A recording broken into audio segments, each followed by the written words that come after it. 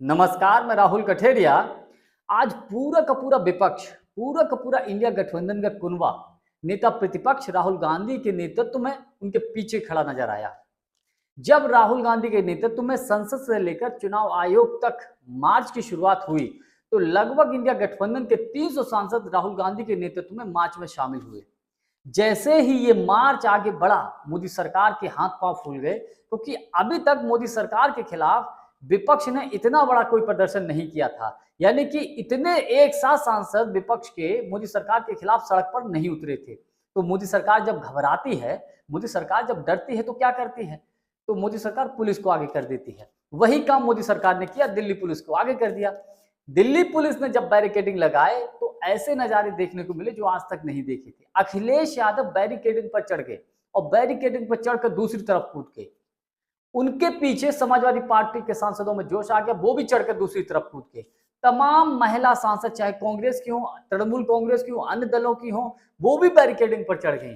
तमाम कांग्रेस के नेता, तमाम विपक्षी इंडिया गठबंधन के लोग बैरिकेडिंग पर चढ़ गए, बैरिकेडिंग को कूद कूद कर फांद गए। कुल मिलाकर आज जो नजारा दिल्ली में देखने को मिला संसद के आसपास, यकीनन इतिहास में पहली दफा देखने को मिला। पहली तो बात यह है कि इतिहास में आज तक कभी भी 300 सांसदों को गिरफ्तार नहीं किया गया। दिल्ली पुलिस में भरकर जैसे ठूस ठूस के नहीं ले जाते हैं, ठूस ठूस के सांसदों को थाने ले जाया गया। और जिस तरीके से दिल्ली पुलिस को आगे मोदी सरकार छुप रही है, दिल्ली पुलिस को आगे करके, यकीनन ये दर्शाता है कि मोदी सरकार में बहुत घबराहट है। नेता प्रतिपक्ष राहुल गांधी ने मोदी सरकार के ऊपर हमला किया कि ये लड़ाई राजनीतिक लड़ाई नहीं है, ये लड़ाई संवैधानिक लड़ाई है, ये लड़ाई संविधान को बचाने की लड़ाई है, ये लड़ाई वन मैन वन वोट की लड़ाई है। और उनका कहना है कि हमको प्योर वोटर लिस्ट चाहिए। देखिए, राहुल गांधी ने बेंगलोर में जो खुलासा किया, बेंगलोर की एक विधानसभा सीट पर जिस तरीके से लाखों वोटों का चुनाव आयोग ने हेरफेर किया, उसी को लेकर तो ये आज का प्रदर्शन था। बड़ी बात यह है कि इतने दिनों से, इतने महीनों से राहुल गांधी ने मेहनत की, और मेहनत करने के बाद उन्होंने एक एक तथ्य के साथ, मतलब एक एक डाटा के साथ, सबूतों के साथ, उन्होंने बाकायदा जो चुनाव आयोग भारतीय जनता पार्टी के लिए डाका डाल रहा है हमारे देश पर, लोकतंत्र पर, उस डाका को उन्होंने उजागर कर दिया। इससे चुनाव आयोग, भारतीय जनता पार्टी बौखला गई। हमला चुनाव आयोग पर हो रहा है, भारतीय जनता पार्टी के लोग जवाब दे रहे हैं। और सबसे बड़ी दुर्भाग्य की बात, चुनाव आयोग क्या बोल रहा है? एफिडेविट दीजिए, एफिडेविट दीजिए। समाजवादी पार्टी के मुखिया अखिलेश यादव क्या बोल रहे हैं? 18,000 के आसपास हम तो कंप्लेन कर चुके हैं, एफिडेविट दे चुके हैं। उनका आज तक जवाब दिया नहीं। एफिडेविट किस बात का मांग रहे हैं?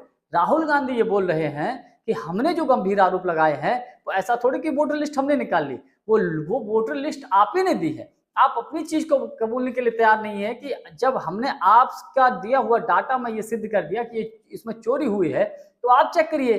कुल मिलाकर एसआईआर का मुद्दा, जो जिस तरीके से बिहार में, देखिए, चुनाव आयोग बिहार में लगभग 65 लाख वोट काट चुका है, बिहार में खेल करने की तैयारी है। विपक्ष जान चुका है लोकसभा का चुनाव आयोग ने भारतीय जनता पार्टी के लिए वोटों में डकैती डाल के बीजेपी को जितवाया है। ये बात सिद्ध हो गई है, सब लोग समझ चुके हैं। इसीलिए जो विपक्ष कुछ दिनों पहले तक बिल्कुल दूर दूर नजर आ रहा था, एक साथ खड़े होने में भी परहेज करते थे, पूरा का पूरा इंडिया गठबंधन का कुनबा, पूरा का पूरा विपक्ष आज नेता प्रतिपक्ष राहुल गांधी के नेतृत्व में उनके पीछे खड़ा हो गया।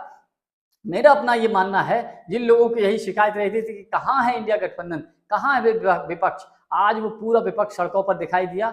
लोकतंत्र की बेहद खूबसूरत तस्वीर देखने को मिली। और मेरा अपना व्यक्तिगत मानना यह है कि मोदी सरकार के जरूर हाथ पांव फूले हैं। मोदी सरकार चिंता में होगी, करें तो करें क्या, अब इसका जवाब दें तो दें क्या।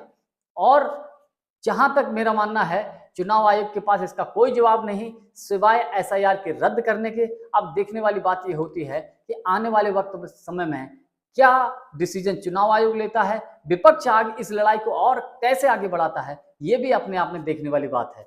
जानकारी हमारी आपको कैसी लगी, कमेंट्स करके हमको जरूर बताइएगा। बहुत बहुत धन्यवाद। नमस्कार।